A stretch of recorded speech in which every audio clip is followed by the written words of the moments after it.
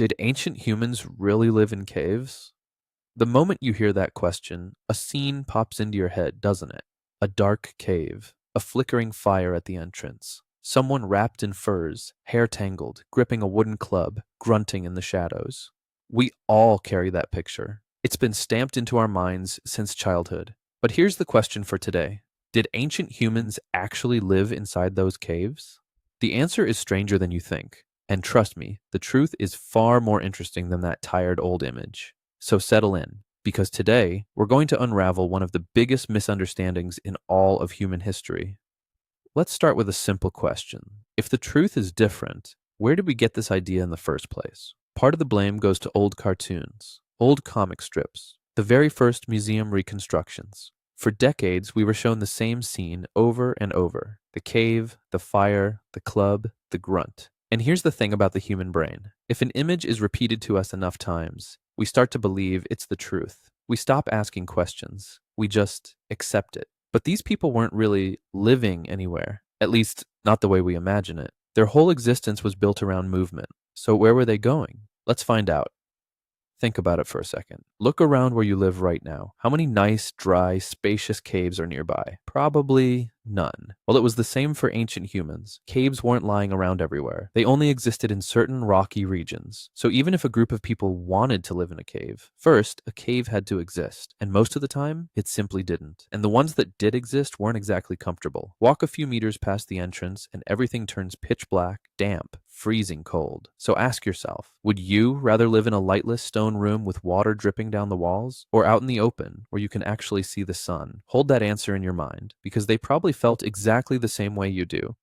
But here's something most people never consider. Even if you found a good, dry cave, you might not be the first one interested in it. Caves were prime real estate, and not just for humans. Cave bears, cave lions, hyenas. These animals sheltered in the exact same spaces for the exact same reasons: warmth, protection, a place to raise their young. So imagine this. You've walked for miles. You finally spot a perfect cave. You step inside, and two glowing eyes are already staring back at you from the darkness. Suddenly, that cozy cave home doesn't sound so cozy, does it? For early humans, moving into a cave sometimes meant evicting a predator that could kill you. Not exactly a relaxing house hunt.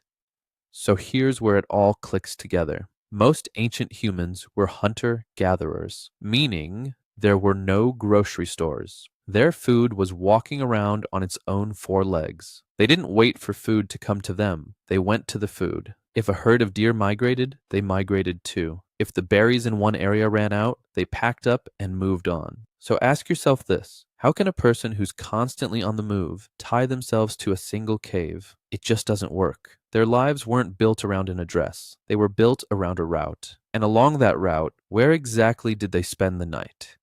The answer is wonderful. They carried their homes with them. They built tent-like shelters out of animal hide, wooden branches, and bone. When it was time to move, they took them apart and put them back together at the next stop. They were, quite literally, the inventors of the first camping tent. But are you ready for the wildest example? In some regions, especially the treeless, icy grasslands, people built their shelters out of mammoth bones. They took enormous mammoth bones and tusks, arranged them like a skeleton, and draped hides over the top. Just picture it: the walls of your house made from the animal you hunted. And others solved the problem differently. They dug down into the earth and built half-underground pit dwellings, homes that were partly below ground, warm and shielded from the wind. So even the idea of a basement is older than you'd ever guess. Now maybe you're thinking, wait, if they didn't live in caves, then what about all the stuff we found inside them? Great question, and here's the answer. They did use caves, but how they used them is the key. Caves were more of a temporary shelter. When a harsh winter rolled in, when a storm hit, when they needed protection for just a few nights, they'd take refuge in a cave. Think of it as an emergency backup. But pay attention to this detail. They usually stayed near the entrance, the sheltered, sun-facing part, not deep in the dark interior. So the cave living we imagine was mostly just the doorway, not the great dark hall inside. You duck under an awning to escape the rain too, right? But you don't call it home. It was exactly that kind of thing. Now, here's a twist that makes it even richer. Being nomadic didn't mean wandering randomly forever. Many groups followed the same seasonal loop, year after year. A good fishing spot in the spring, a sheltered valley in the winter, a rich hunting ground in the autumn, and they'd return to these favorite places again, and again, and again. So some caves and rock shelters weren't random pit stops. They were seasonal base camps, places a group might come back to for generations. Not a permanent home, but not a stranger's cave either. Something in between. It's a beautiful idea, isn't it? A place your grandparents knew that you returned to simply because the season told you it was time. And this is the cleverest part of the whole story. If they mostly didn't live in caves, then why do we keep finding them in caves? The answer is one single word: preservation. Think about it. A hide tent set up in the open, a fire pit, a few scattered bones. Now let tens of thousands of years pass. Rain, wind, sun, soil. All of those traces washed away long ago. Almost nothing survived. But the inside of a cave? That's like a time capsule, sheltered from the rain, the wind, the sun. So the bones, the tools, and the paintings they left in caves stayed intact for tens of thousands of years. So we fall into a trap. Because we find them mostly in caves, we assume they lived mostly in caves. But the truth is, caves were simply where the evidence survived best. From the places they actually lived, almost nothing remained.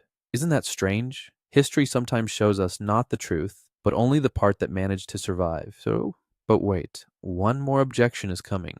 What about those magnificent cave paintings? The bulls, the horses, the hunting scenes on the walls? If they didn't live there, why did they paint there? And this is where it gets truly fascinating. Most of those famous paintings are in the deepest, hardest to reach, darkest corners of the caves, not in the places where people would sit and sleep. And that makes researchers think something remarkable. Those depths weren't living spaces. They were probably special places, maybe for a ceremony, maybe a ritual, maybe some kind of sacred ground. So these people crawled miles into the earth by torchlight, painted on the walls, and then left. They only entered for a specific purpose. Doesn't that make the paintings even more mysterious? A human being went into that darkness not to live, but to create meaning. Now let's step back and look at the whole picture. What we've actually lost here isn't just a cave. What we've lost is a way of looking down on these people. We always imagined them as primitive creatures, grunting in a dark hole. But here's the truth. They read their environment. They tracked the seasons. They designed portable homes. They built architecture out of mammoth bone. They walked into the depths of the earth to make art. They were far more like you and me than we ever gave them credit for. Maybe the real people trapped inside the caveman myth are us, because for 100 years, we kept repeating the same wrong picture. So let's return to our opening question. That dark cave scene you saw when you closed your eyes. You look at it a little differently now, don't you? Maybe next time you hear the word caveman, you won't picture a dark hole at all. You'll picture a traveler walking toward the horizon, carrying their tent on their back, lighting a fire beneath the stars. And that is the moment you truly begin to understand them.